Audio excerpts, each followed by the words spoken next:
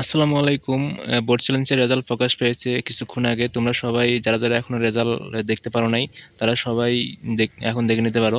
কিভাবে রেজাল্ট দেখবা সেটাই আজকে দেখাবো। এই যে এটা হচ্ছে আমি দেখতেছি কুমিল্লা বোর্ডের রেজাল্ট, কুমিল্লা বোর্ডের বোর্ড চ্যালেঞ্জের রেজাল্ট। এই যে এগুলা দেখো, এগুলো রেজাল্ট চেঞ্জ হয়েছে। তুমি রেজাল্ট দেখার জন্য প্রথমেই তোমার ফোনের ক্রোম ব্রাউজারে আসবা। ক্রোম ব্রাউজারে আসার পরে এখানে লিখবা, সার্চ বক্সে লিখবা যে এইচএসসির board challenge result 2024, SSC board challenge result 2024 লেখার পরে তুমি এখানে সার্চ করবা।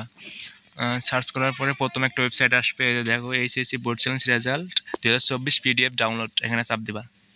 এখানে চাপ দেওয়ার পরে একটু নিচে আসার পরে দেখতেই পারবা রেজাল্টটার। একটু পরে দাঁড়াও, আমি ডেস্কটপ মোডটা অন করে নেই। এই যে দেখো, এই যে Dhaka board name, Dhaka educational বোর্ডে এখনও রেজাল্ট পাবলিশড হয়নি। কুমিল্লা বোর্ডে পাবলিশড হয়েছে, চট্টগ্রাম বোর্ডে পাবলিশড হয়েছে, বরিশাল বোর্ডে পাবলিশড হয়েছে, যশোর বোর্ডে হয়নি, রাজশাহী বোর্ডে হয়নি, সিলেট বোর্ডে হয়েছে, ময়মনসিংহ বোর্ডে হয়নি, মাদ্রাসা বোর্ডে হয়েছে, টেকনিক্যাল বোর্ডে হয়নি। এই কয়টা বোর্ডে তুমি রেজাল্ট দেখতে পারবা। আর হচ্ছে দেখো, তোমাদের একটা দেখাচ্ছি, কুমিল্লা বোর্ড দেখাইছি আমি একটু আগে। আর হচ্ছে এখন চট্টগ্রাম বোর্ডে দেখাই।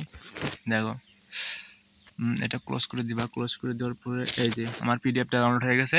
এখান থেকে তুমি রেজাল্ট দেখবে। এই যে চট্টগ্রাম বোর্ডের রেজাল্ট, এখান থেকে দেখতে পারছো যে এই যে রেজাল্ট, অনেক রেজাল্ট পরিবর্তন হয়েছে। দেখো, অনেক অহরহ রেজাল্ট পরিবর্তন হয়েছে। এখান থেকে তোমরা খুব খুব ইজিলি দেখে নিতে পারা,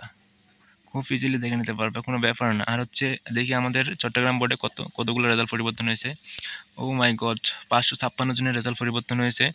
তবে এই রেজাল্টে আমি সন্তুষ্ট না, কারণ দেখতেই পারতেছি যে অনেক খারাপ একটা রেজাল্ট।